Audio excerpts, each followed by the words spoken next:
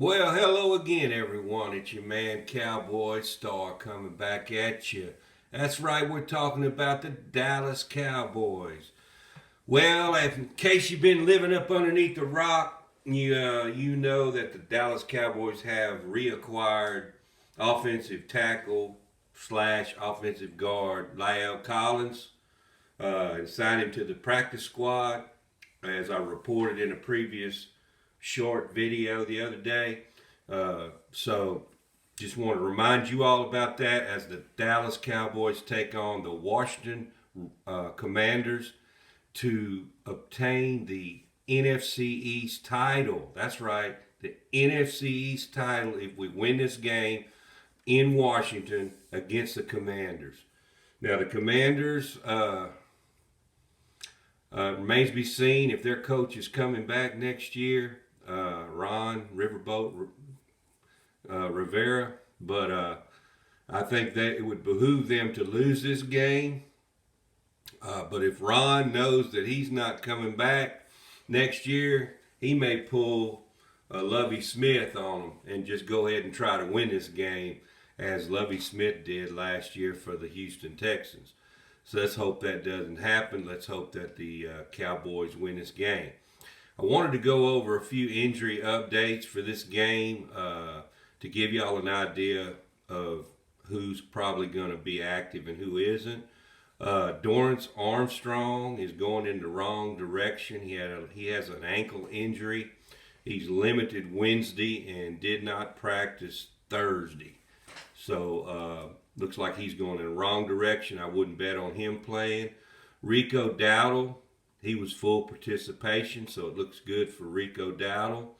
Jonathan Hankins, he has a real chance to play according to Mike McCarthy.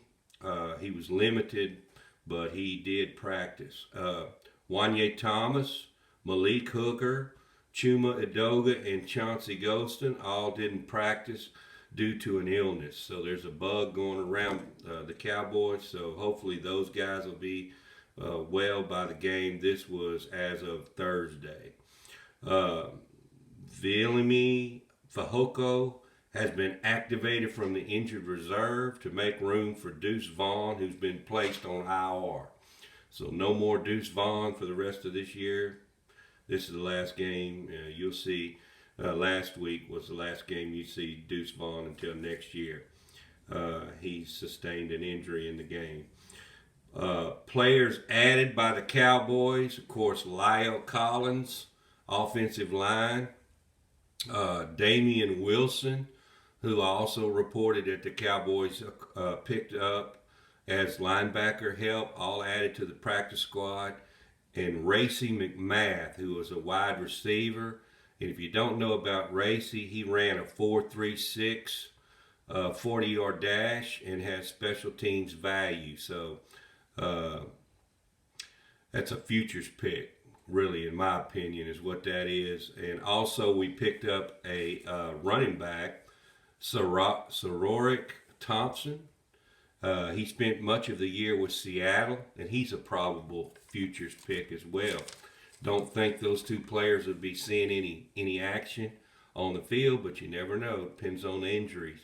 Now, players cut to make room for these players. We had to cut some players off the practice squad. So cut was Adam Parkey, offensive guard, Wellington Frevron, defensive tackle, Tyron Billy Johnson, wide receiver, has been cut, and of course Martavis Bryant, who he got a look-see, and I guess the Cowboys didn't like what they saw. He's been here about a month, but he's already been cut. So we cut those 4 players to add the other 4 players.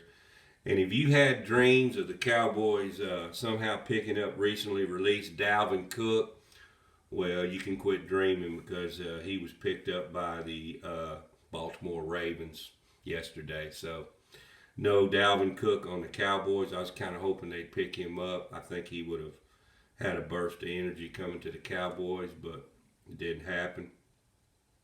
Now, the Cowboys did have good news on the Pro Bowl front. We had seven guys that made the Pro Bowl this year. Dak Prescott, our quarterback, C.D. Lamb, wide receiver. Zach Martin, who is a perennial Pro Bowler. He makes it almost every year. Of course, along with Micah Parsons. He made it. Brandon Aubrey, our kicker, who I'm really glad for, made the Pro Bowl. And defensive back Deron Bland made it.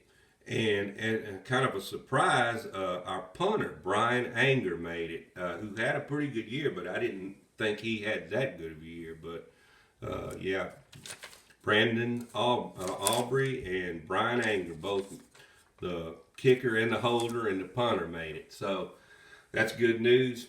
Yeah, the Cowboys need to go in today and treat this game as a playoff game. I mean, there's no ifs, ands, or buts. We can't have any slip-ups like we did last year. We lost to the Commanders last year, the last game of the season. And that was big mess up. I mean, the Cowboys can't afford to slip up here, because if the Eagles win and the Cowboys somehow lose, that knocks the Cowboys out of that second seed back into the fifth seed. And guess who wins the division? The Philadelphia Eagles, after all their woes that they've had lately.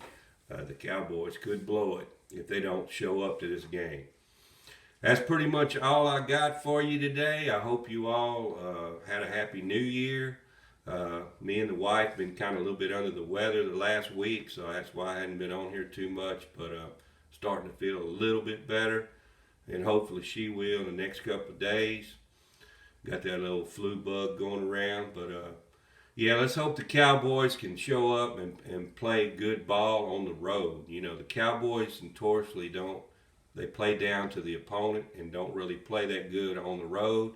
Now, if they're at home, they usually beat the tar out of the weaker opponents. But on the road, the Cowboys can find ways to muck it up. So let's hope the real Cowboys show up today and convincingly beat these Commanders. With that being said, we'll catch you next time. Don't forget to subscribe, and I appreciate all of you who already have. Y'all have a great weekend. We'll catch you next time. I'm out.